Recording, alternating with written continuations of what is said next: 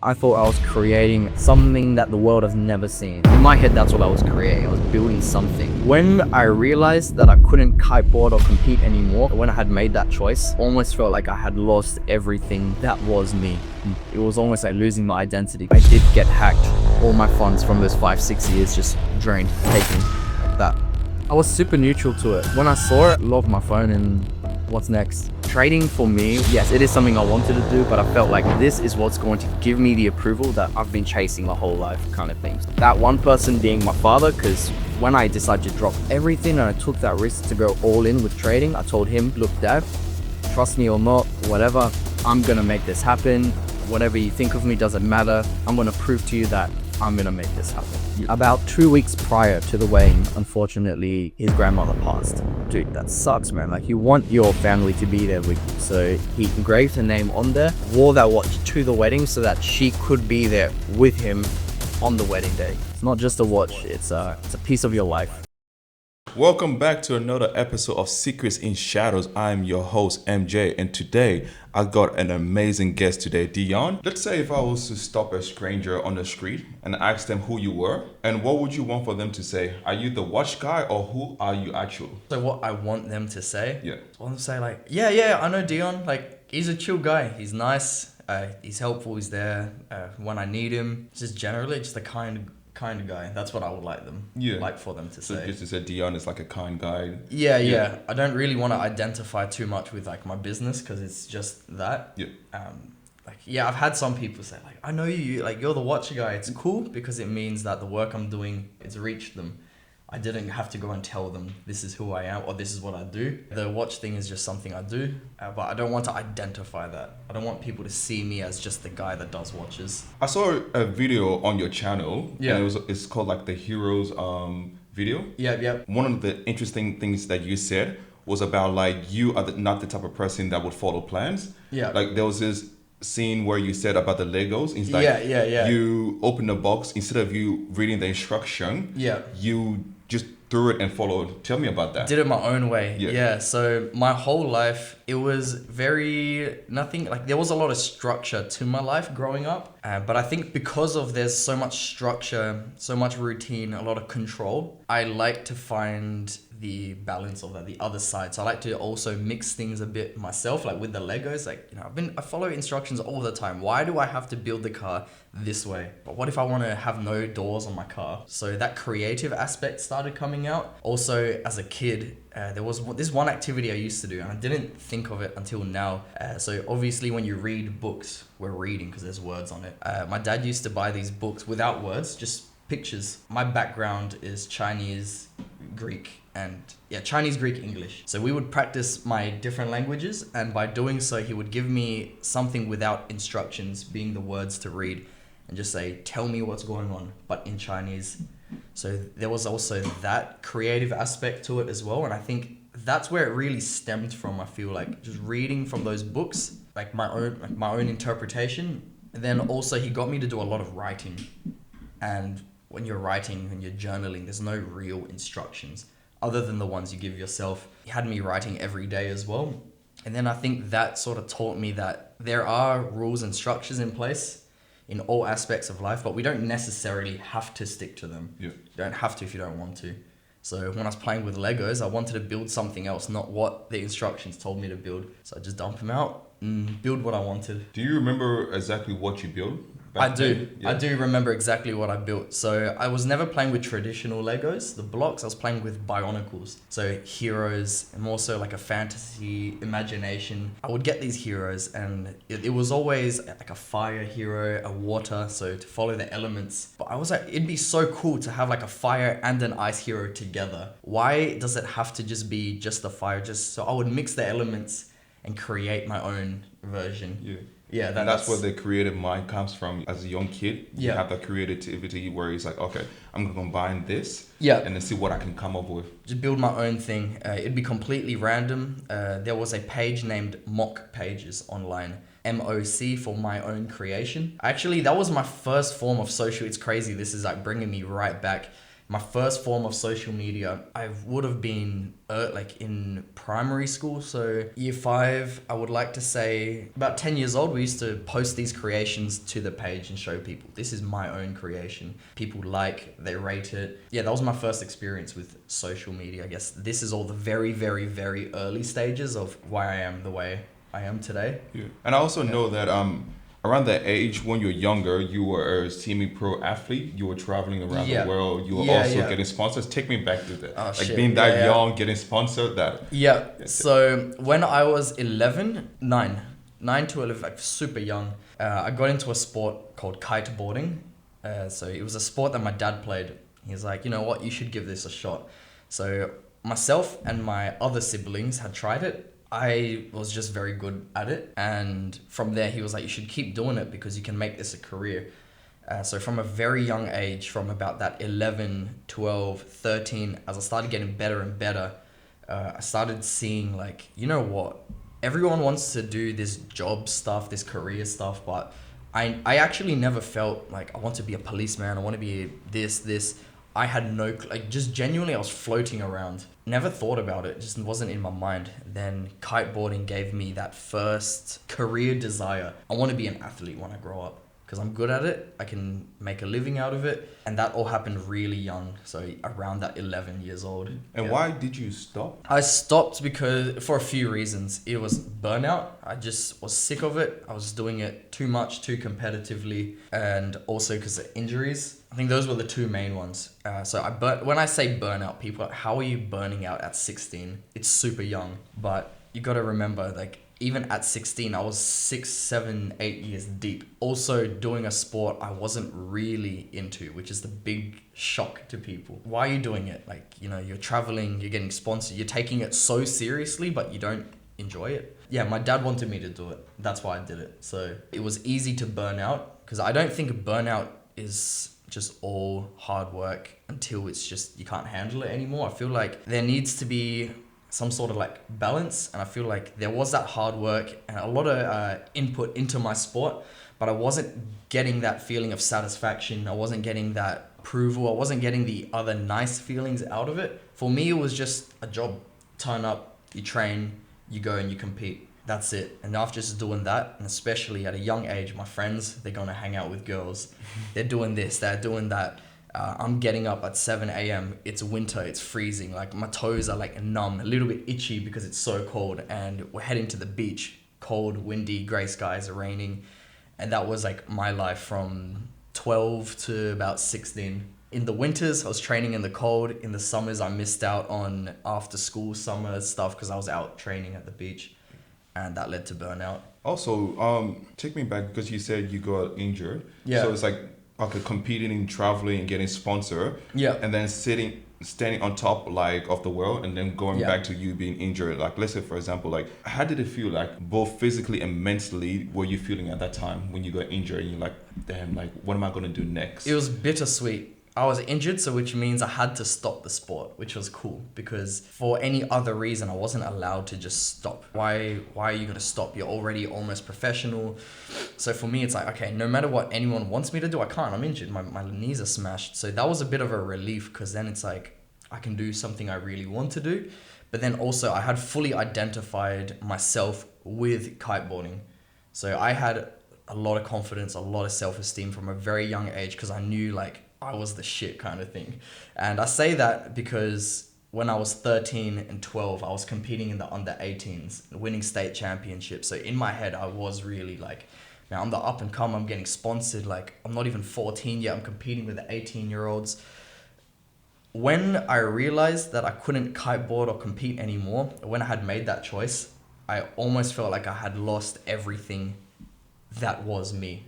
It was almost like losing my identity because I fully identified myself with the kiteboarding. When I was doing well, getting sponsored and traveling, I felt on top of the world. When it was training time, when there wasn't competitions, when there wasn't anything fun, then I was like, it's just a job. This is boring. And that leads me to that point of why I chose not to identify with my business because I don't want my business to affect how I feel about myself. Yeah. Speaking about your business, making watches, is that your own business you've ever created or have you tried, or were you trying something after you got injured to see what works for you? Like, how many Yeah. business have you? Lots. Yeah. Yeah, so after I got injured, I was looking for alternatives to provide for myself and for future family. So if I couldn't be an athlete, and what's next? That was the big question. I knew I didn't want to go to uni because I didn't want a traditional job. So I tried as many things as I possibly could, all kinds of ideas, and they're so random as well. Almost probably a little bit more than 12. I listed them and I counted 12 attempts at some sort of other hustle. 12 businesses. 12 different businesses within the 12 years that I've been trying to make something happen. So I started when I was 16 because that's when I got injured. That's when I stopped kiteboarding. I'm 28 now. I've run Built Diff Timepieces, and this is what I'm doing now from that 12-year journey. Can you give me some of the businesses you've put your hand into, you've tried? Yeah, for sure. So I've done Forex trading, or just trading in general. I've done vintage clothing reselling.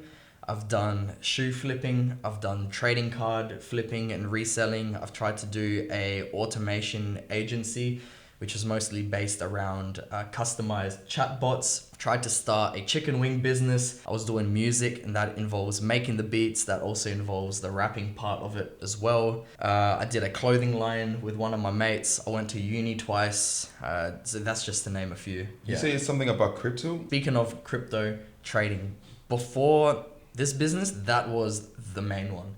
That was my 5-6 year consistent into it while trying a lot of other things. And it didn't feel good to stop or to quit that one, because that was, in my mind, that was the make or break. Like, I'm either going to be doing this or nothing at all. Just like quitting the kiteboarding, it was bittersweet. I had an unfortunate situation with my trading, with my crypto, where I did get hacked, and I had all my funds from those 5-6 years just drained, taken like that. I had two choices: either to restart from the scratch, rebuild up everything, or do something completely different. And I chose to do something completely different. Walk me through this getting hacked, because obviously, like you said, you put time and effort into crypto. Yeah. And it's very hard. So it's like, when you got hacked and you lost all your crypto, walk me through that day. Like, how did you feel? Like, what was the mindset and how did you overcome that? I was super neutral to it. When I saw it, I just locked my phone and what's next? It wasn't that big of a shock. I think it's just because of my mindset was, especially in the crypto space, like, once your funds are gone, they're gone.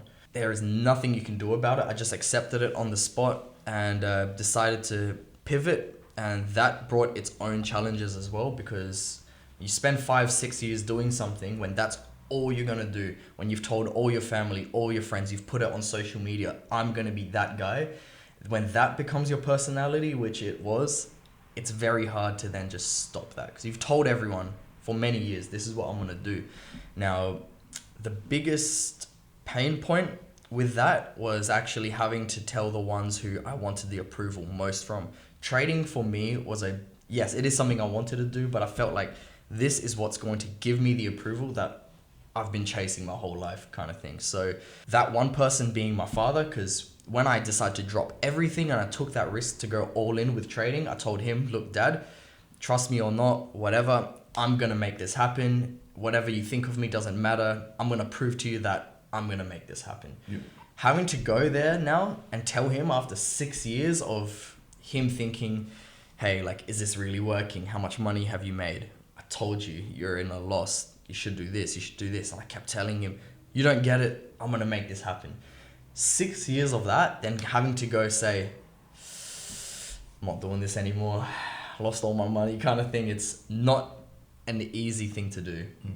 That was a big challenge. And that's one of the things that people don't consider. They don't see it within my journey, because I've done this 12 times.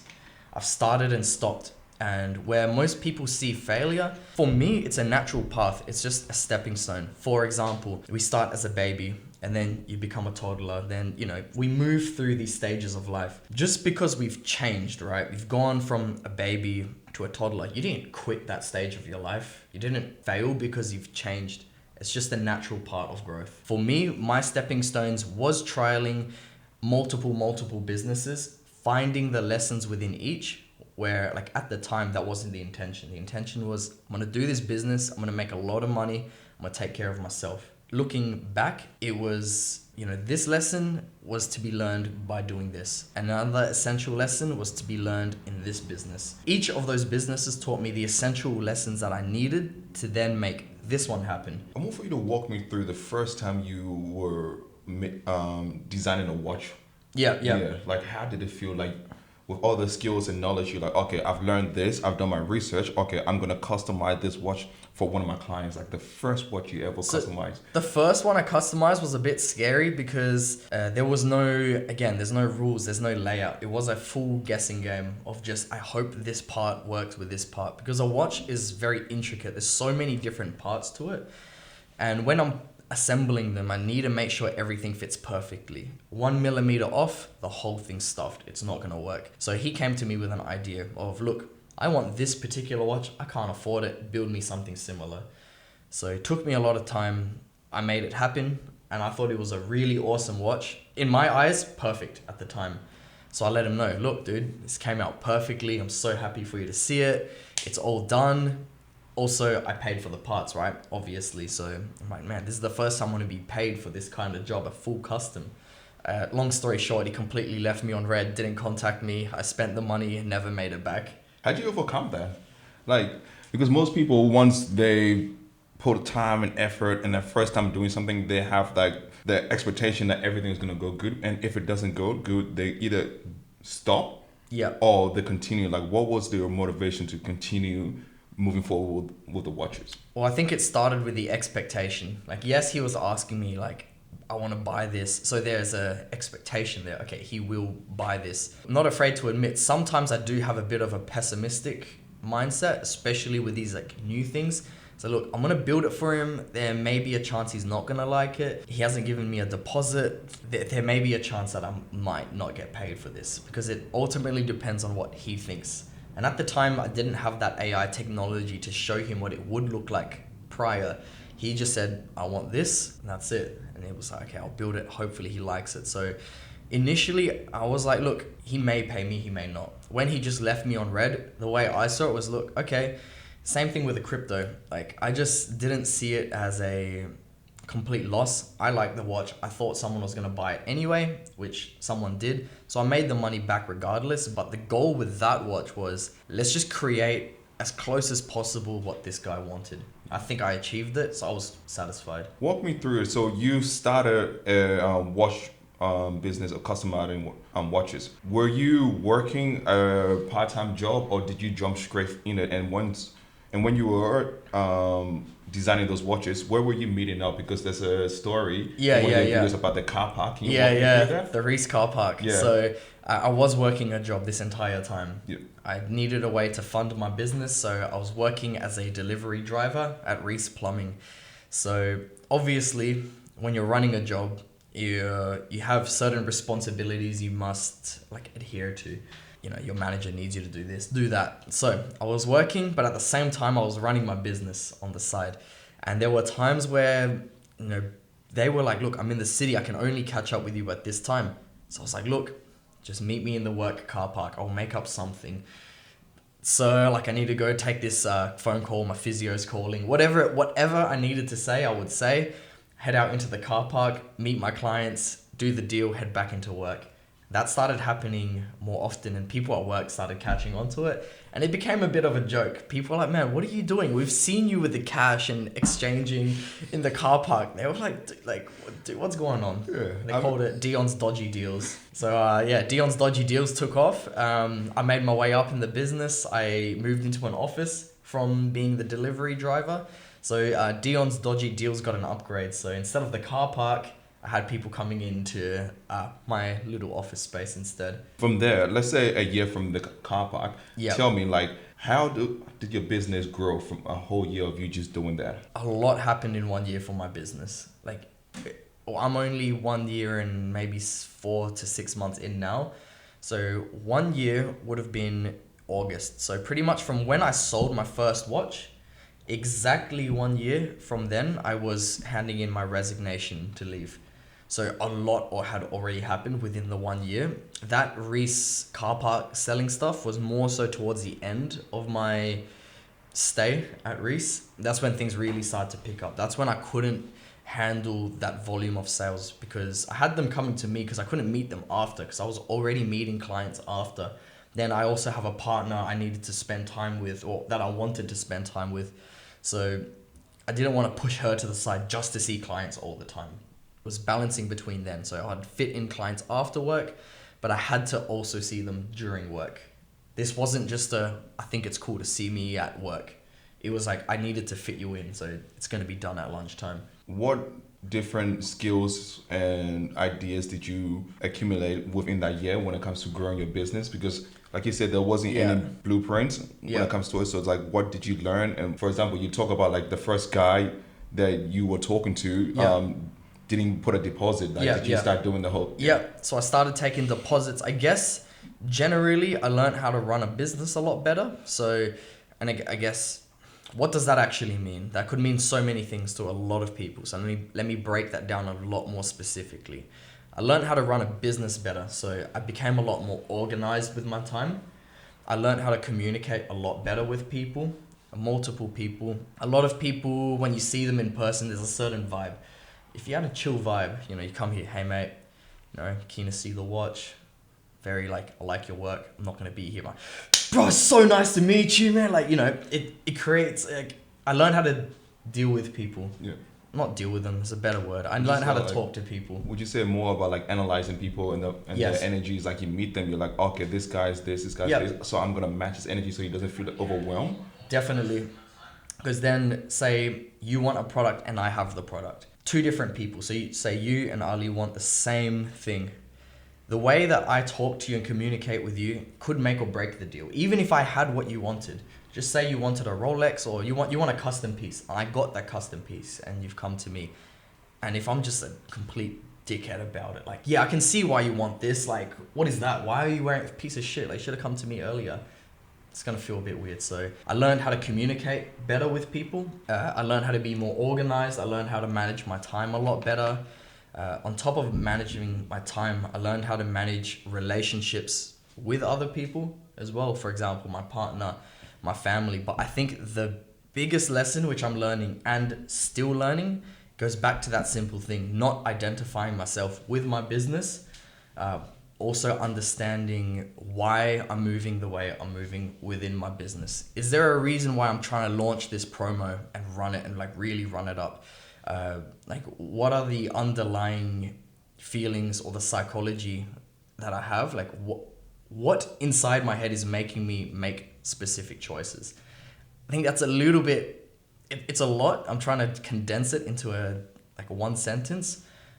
But I've learned about my psychology the absolute most. You said something earlier. You said you were never chasing a business and you were never chasing a sport. You wanted to create something that hasn't been created yet. Can you walk me through that? What's that feeling? So I feel like creation for me is, it's almost like I don't want to say purpose, because even then that's going to lead into a whole nother conversation we can ramble on about. My whole life from the Legos, right? I don't know if you've heard people say from when you're about 6 years old, I think from 3 to 6, that's your most pure self. In those young ages, that's your most pure self. I was lost trying to do so many different business. I didn't know what I wanted to do after kiteboarding. So I tried to think, what was I doing as a kid and how can I tap back into that inner child? As a kid, I never wanted to create what was already written down in the instructions, right? I was creating my own sets. I learned from myself, reflecting. I love just to build things, and that could be metaphorically and that could be physically. I like to create something which was never there before. That is why I'm so obsessed with business. That's what business is. It starts with an idea, then you turn a thought into a real tangible thing. So the sport being the kiteboarding, in a sense, I was creating a one of one because I was the first one in Australia at that age to get sponsored and move at that level. I thought I was creating an Australian underdog, a killer, something that the world has never seen. In my head, that's what I was creating. I was building something myself. With the watches, with any other business, I see it the same way. I'm just building something up that has no instructions. I'm building it my way. That's interesting. And would you say So from the first time you started making watches Yeah. up to now, has your product, the way that you go about designing it and the way that you charge customers, has it changed heaps? Or It's is changed a lot. Yeah. It's changed a lot. I used to undervalue my art, my creations a lot when I first started because we have imposter syndrome. Yeah.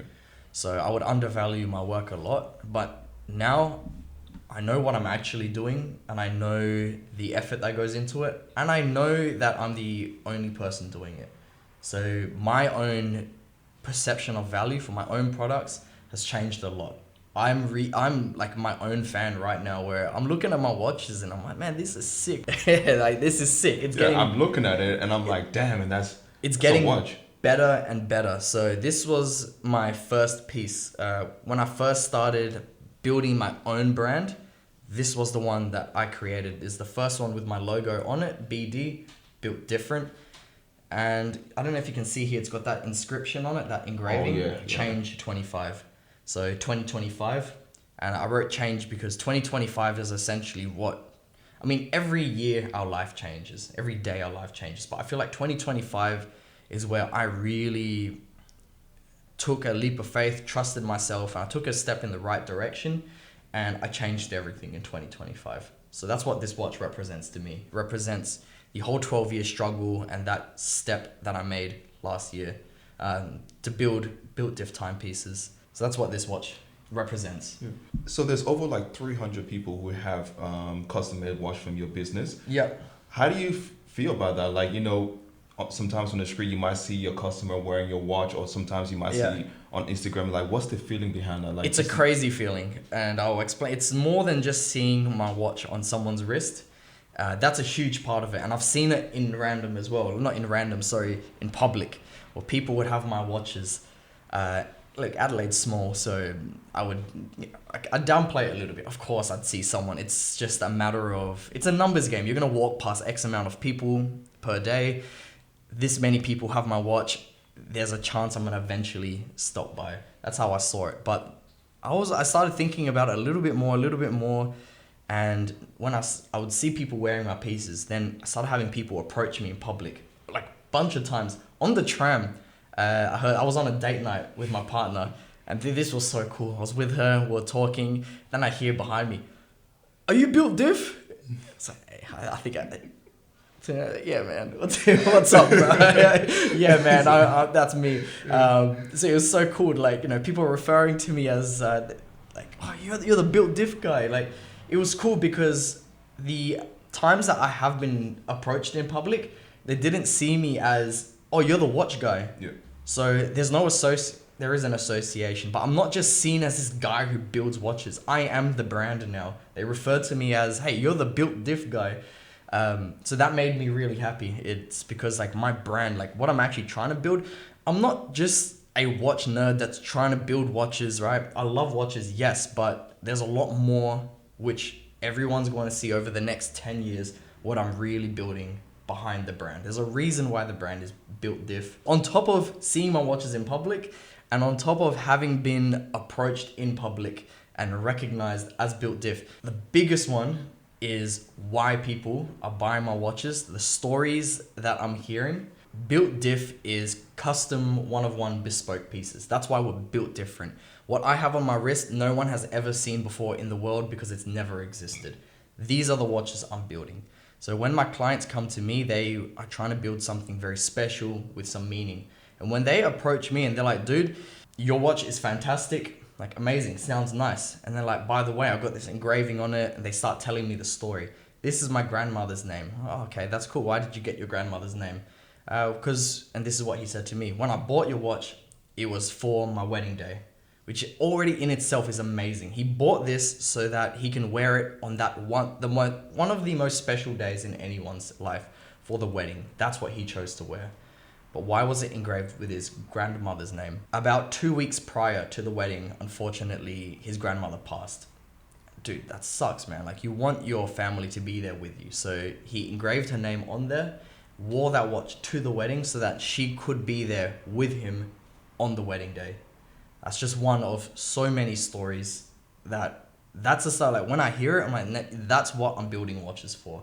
I'm not building just a watch to tell the time. I'm building I'm building something that you can carry these items, carry these memories, these sentimental values. You can carry it close to you, and it's something that's never going to just disappear. Not something you're gonna throw in the bin, not something you sell.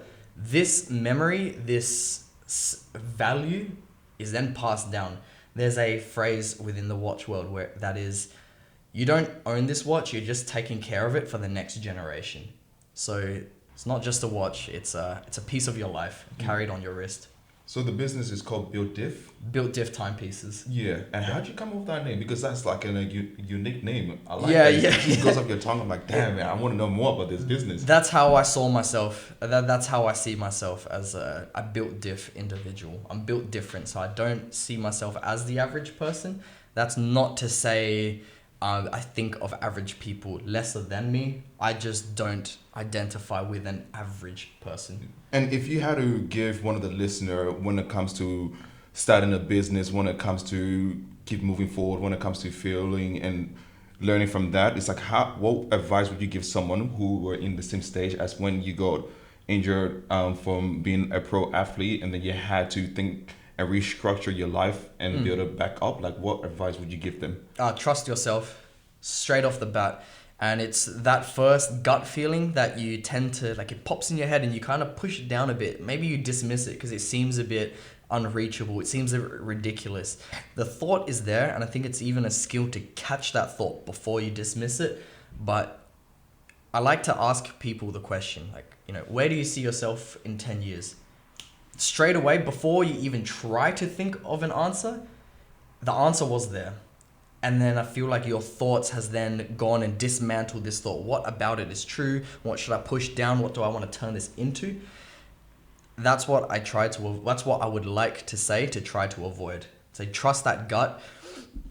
And it's so hard because our whole lives we've been conditioned by a plethora of external conditioning and circumstances. So it's so hard to understand yourself because you're thinking from another point of view, another lens. But I'd say, trust that first gut feeling. Don't worry about what other people are saying. There's a reason why they're saying it, and that can be whatever it is. But that's not real if you just block it out and you just trust what you're doing and you just keep going. I think that's my best piece of advice, I'd say. Amazing. Thank you for coming on Secrets in Shadows, Dion. You're very welcome. Meeting you. You can find all of Dion's information in the link below. And this is Secrets in Shadows. Thank you again. A pleasure.